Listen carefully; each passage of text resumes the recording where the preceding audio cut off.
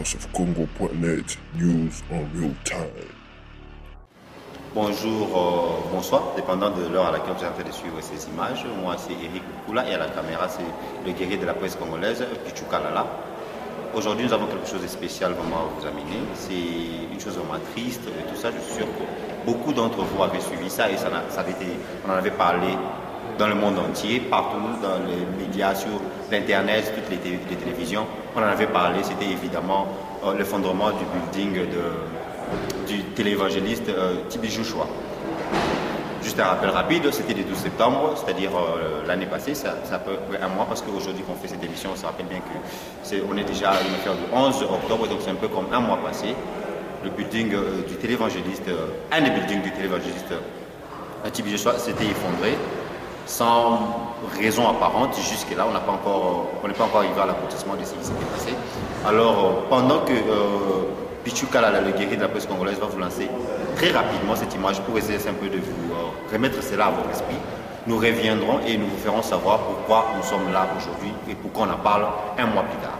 À toi, Pichu. VoiceOfCongo.net, news en real time. September 12, 2014. A building at the Synagogue Church of All Nations collapses after a strange aircraft flies low multiple times over it before disappearing. SCOAN visitors capture the strange aircraft on their cameras at the entrance of the building.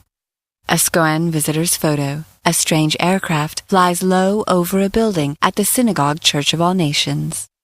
This is the enlarged view of the photograph taken. It reveals the close proximity at which the strange aircraft flew. Footage. September 12, 2014. A strange aircraft flies low over a building at the Synagogue Church of All Nations multiple times before the incident, and after the incident, the strange aircraft does not return.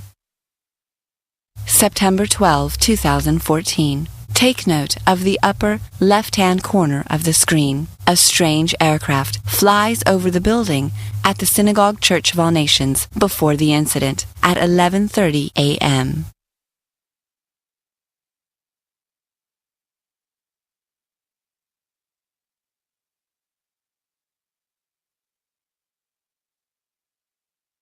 "13 minutes later, the strange aircraft flies low over the building before the incident, 11:43 a.m.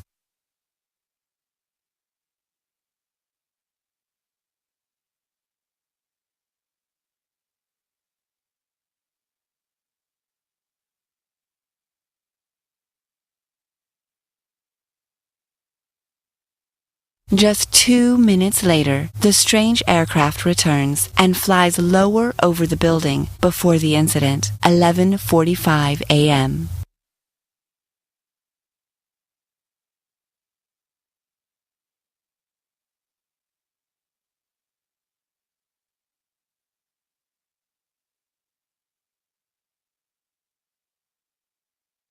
"9 minutes later, the strange aircraft returns and again flies low over the building before the incident, 11:54 a.m.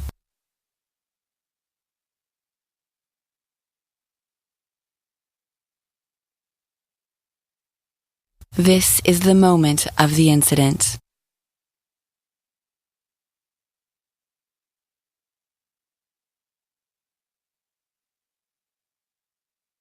After the incident, the strange aircraft... Ok, ces images vraiment sinistres, comment sinistres une fois de plus, c'était le mois passé, comme je l'ai dit, le 12 septembre. Et évidemment, c'était dans ce building abritait une délégation venue de partout dans le monde pour bien sûr aller prendre part à certains événements de l'église de l'évangéliste Tibi Joshua. Alors je n'en parlerai pas beaucoup.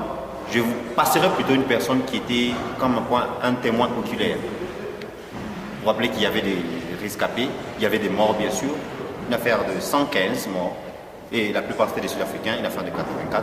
Mais il y avait aussi des Congolais, des morts congolais, mais aussi des survivants si je peux dire comme ça.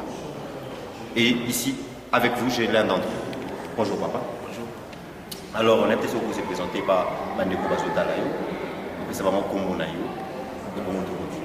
Merci beaucoup. Comme on a Emendonga, Nazari conduisé l'église comme on a président de l'autre ministre, comme Nazar pasteur. Alors, papa Emendonga, ce qui est l'autre tradition, c'est parce qu'il s'avère que jour wana, vous êtes dans l'Écosse, dans le Nigeria, vous êtes où ça, Nicolas? En fait, nous avons prié, nous avons besoin de prière. Voilà pourquoi nous avons un prophète pour assembler pour nous. Ok, là, on a fait quoi ça, mais alors, parce qu'on sait déjà qu'il y avait une délégation, la majorité des Sud-Africains, mais il y avait une délégation congolaise aussi, il paraît. Oui, oui. Congolais, Congolais, on a monaki, maman Irène, Azali Souté, et puis pasteur John. Voilà, bateau on a monaki deux, mais na yoki qui est bakong, sous Bazalaki, baote Cape Town. Mais on a monaki, Bazalaki deux. Alors, immeuble là, on a une image où vous allez habiter dans la carte. Non, en fait, tu as place moko, mais là, on a un immeuble sous. Batunde baza ko interpréter bien. Ok. Donc, Nazala qui wana, mettons to yé, pasteur John na bande muso bati bon na premier immeuble, ba tienga na deuxième immeuble. Ah donc immeuble où ils ont pris ana, on était premier immeuble. Oui, ngana ina deuxième immeuble. Mais si na immeuble wana avant ekoya na yaki wana, en principe il fallait bien lia wana. OK. Tant va passer John bazolia. Sauf que na yeka na sombi mai. Les temps nazo longa na sombi mai parce que na Sénégal ils na tant shop moi mon. OK, voilà. Alors na traîné na yeka na sombi mai, les temps nazo bima. Na chama na frigo immeuble et puis c'est la tombe qu'on comprend dans le bureau. Au chama ina frigo wa pas na deuxième immeuble. Na deuxième immeuble. C'est somba qui mai na premier immeuble. Tout synagogue, tout ici. Tout est potolia. À chaque immeuble il y a un restaurant. Et puis na immeuble qui passe à John Azadeki. Il y a tant de shop à monene. Parce que ngai ils ont prévu que na lia na immeuble wana. Mais na éviter eloni esale ke na lia te. Mais na yeka ka place wana l'état bango bazolia na sombika mai. Na traîner te bango na bimi na kena ketika mai na frigo na deuxième immeuble. Le temps dans notre Kennedy, immeuble est quoi? Alors, combien de temps, à peu près combien de minutes est-ce que yo vini na immeuble là? 10 minutes. 10 minutes. 10 minutes c'est beaucoup. Donc à peu près 5 à 6 minutes. Alors, ils ont dit, mais quand on sait que c'est un peu d'ambiance, on y a qui maquillé ou bien on y a qui maquillé ou bien on y a qui maquillé. On dirait bombe. On dirait bombe. Alors on a bini rapide. Donc, et ça c'est à 0 mètre. Na yoki bon net makele mo na bimi rapide na tel immeuble déjà ils a lancé et puis na moni poussière. Alors émotion les aînés. Alors na kanisa qui problème ça tremblement de terre parce que na zone du matin que immeuble il y a 6 niveaux oh na tu pose la wana pas même 5 minutes donc il est que en même tati na za chaque fois na zone tambola image wana désolé. Alors, ambiance, c'est ça qui est, il y a bateau, c'est-à-dire des environs, parce que dans d'autres temps, l'image, on voit bateau, c'est comme si basé un peu, bateau, t'as les meubles en haut, et puis, Yozaki sur place, c'était comment, vous avez un peu, essayer un peu de décrire l'ambiance, c'est ça qui est. Donc, événement, il est là, il y a un tremblement de terre, il y a des années, mais il y a un saisi. Ambiance, c'est ça, il y a un bateau, c'est ça. D'abord, quand il y a ils ont dit panique. La majorité na bateau batele magi. Misus ba kufaju. A terminé ka bazali ko solo la po ba se séparer. Donc ba kufaki place wana na minute wana bazali ko wana ba kufasi biso nde bato sko bika ki to bandi uria na panique wana na ni puis to bandi ko aider poto longola moi quelques personnes oyo bazala qui peut-être nassé et puis ngai na resaki ko bikisa jeune sermo akatana lokolo mais tellement nazara mutation somo na kimaki na kimi na kei koluka ba frère nanga bazaki na libanda ya synagogue ce wana na sikone oyibika na zo baté sur bazaki na. Alors c'était aux environs des 13h 14h. Non c'est pas 14h même, c'est 13h moins. Ouais, 12h05 minutes. Ça c'est l'heure de l'Écosse, peut-être à Kinshasa, c'est je crois la même heure que Kinshasa. Alors, juste après l'événement, qu'est-ce qui s'est passé? La police est arrivée, Tibi je choyais ou bien comment ça s'est passé? Après l'événement, ils allaient dans le quartier, ils allaient pour aider, mais par contre, ils allaient pour interpréter que les gens non. Ils allaient pour jeune, ils allaient pour la police. c'est fait que la synagogue de aider et puis Tibi Joshua Azali allé dans montagne na prière événement na islamique alors la synagogue va aider ti bon je crois que biso ba pour le moment biso to kende na synagogue je crois après 1h30 après événement. Alors juste après c'est là depuis si je peux bien dire depuis Salema est-ce que aussi vous recevez appel il y a une Tibi Joshua ou bien il y a peut-être quelqu'un de l'église c'est-à-dire que au courant il y a présence dans le je ne sais pas ceux qui se barrent répertoire, il y a Kabato, il y a Kawana. Non, c'est-à-dire plutôt tous les qui ont un événement et ça mis vendredi, dimanche tu as la prière, assemblée qu'on a mis mardi, tu as de 23h à 4h et puis vendredi tout ça. Ah mais quand ils sont réconfortés, ils ont fait et qu'est-ce qu'il a dit? Ça a encouragé Bissou Kaka parce que il pas eu un accident à Satané dans moto. Et puis encourager Bissou tout le matin, bateau Bakoufi, et les messages parce que ils ont pas menacé que non, les gars bateau pour ça me rater, bon, et puis toyer et l'eau surtout et comme singa, mais il n'a pas sud-africain sous maïb singa bango, bazozo bon les sous. Donc ici décembre. Comme on a tout justement, alors aux Omaki quand? Nazongaki vendredi événement et donc on a passé la gare donc et ça jeudi et ça mis vendredi dimanche mardi vendredi nazongi mais donc nazo même bamo nazo même na prière n'allez na prière moya ya parce que là il prend la soin peut-être soin non bon tant on est au kiti ah masenga biso ce qui est-ce que Mario Bossa tout le monde a vraiment nécessaire ma casté. Voilà, toi dans ce normal. Alors, comme je vous l'avais dit, il y a une affaire de 115 plus précisément, 115 morts, des Sud-Africains, plus de 80 Sud-Africains. Il y avait aussi des blessés, peut-être ceux qui étaient considérés comme un blessé ou pas. Pour ceux qui peut-être n'avaient pas suivi ça, mais depuis on a vu ça. Il y a une dame qui 2 jours ou 3 jours après, qui était sortie des décombres, il y a immeuble Wana, Abima qui est vivante, après avoir passé près de 4 jours dans Kati. On a été ceux qui ont trouvé un miracle, et puis tu as la Moutaro Yeba, les guerriers de la poste congolaise Moutaro Yeba. Et après ça, bien sûr, il y a eu des allégations, il y a corruption, que 2 journalistes, il y a un Sud-Africain et même un journaliste nigérian, on dit que Tibi Joshua avait essayé de corrompre la presse en leur donnant des enveloppes avec de l'argent à l'intérieur. Alors la question qui m'est sautée à l'esprit quand Nayoka qui nouvelle, voilà, c'était pourquoi essayerait-il de corrompre la presse? Qu'est-ce qu'il y a-t-il à cacher? Peut-être que le témoin qu'il a peut nous dire. Papa Ndonga, d'après est-ce que les gens ont salima, il croit qu'il y a qui n'a qu'à tito, et salima qui n'a qu'à tito, Tibi Joshua n'a pas raison, il y a qu'à cacher. Pourquoi?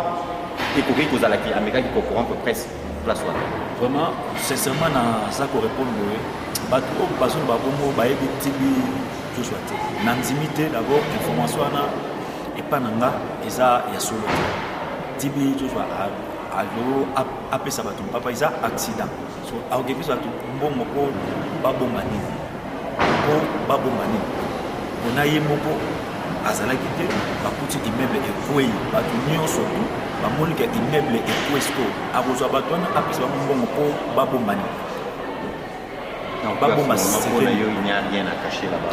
Non, il n'y a rien à cacher. Il y a eloko moko te wana Tibi Joshua akopesa tu mbongo mpo bato nyonso mokili mobimba et puis image oyo bato bazali komona eza image na ye moko moto alakisi yango bato. Image ezalaki te alors bacaméra na ye oyo ezalaka na libanda ya balabala bamoni oyo bafilmaki et puis dimanche tozalaki surpris parce que gouvernement eyebisaki bato ke eza immeuble na ye ezalaki bien te abimisi baimage wana mpona kolasa ke avant événement wana esalama wana biso toya na kati ya tozwa baenseignement avion ezalaki koleka likola immeuble na ye premier tour, deuxième tour, troisième tour, et puis quatrième tour, avion l'équipe, immeuble et puis pendant l'avion, ils ont mis sous terre. Alors en parlant de ça justement, quelle en est la cause? Parce que jusque-là, un mois après, comme si vous ne le savez pas encore, bien sûr il y a eu des soupçons, pas officiels, on a dit qu'il n'avait pas de documents nécessaires, c'est-à-dire qu'on n'avait pas fait de la construction Sur le plan peut-être de la construction, il y avait des problèmes, il y avait des défaillances. Lui-même, Tibi Joshua a plus parlé d'un attentat peut-être de Boko Haram. Ça peut être quoi la cause d'après? Bon, pour l'anga, ça peut être ça parce que tu passes dans la possibilité ou 6 mois ou 9 mois, les gens qui ont mutumo aiki ko témoigner, batu batala ba image wana, baya ki pa naye batu wana bazaki bitro batine bango baya ko bombarder synagogue. Alors mutu wana ayaki ko témoigner na eloko nzambe aselaki. Donc, il faut témoigner que Allah parmi bateaux batine bango baya ko bombarder synagogue. Donc c'est possible que avion on a déposé qui. C'est possible. Alors je suis sûr que vous qui ne connaissez pas les médias qui n'ont pas. Alors papa nous va te dire qu'on a moins à souka. Vous voyez que ça biso pour na baro bazolo peut-être yo psychose plus que cause à Boko Haram, mais certains ont dit que c'était des sacrifices peut-être supernaturels. Il y a Yimobo Tibi Joshua. Mais peut-être au copé ça biso un mot de la fin. Et c'est peut-être un sacrifice et peut-être un mot pour les victimes. Et peut-être les victimes, il y a des gens congolais qui ont sinistre. Vraiment, tout ça pour combattre na bande nyonso ezala ba sud-africain école nyonso surtout ba congolais pasteur John azali suna bisoté na incident au esalamaki famille na vraiment mes condoléances doit toujours autant à cœur je crois que tant encore évoluer de participer mais pour na koloba que ezaki sacrifice selon non eza incident mo ekomaki Tibi Joshua za innocent eza seulement pour na salir. Donc pour nanga oh na koloba que yango wana c'est un homme de Dieu. Voilà, alors c'était Pichuka, le guerrier de la presse congolaise à la caméra, François Chimpuki, la Voice of Congo, c'est ça pour toi. VoiceOfCongo.net, news on real time.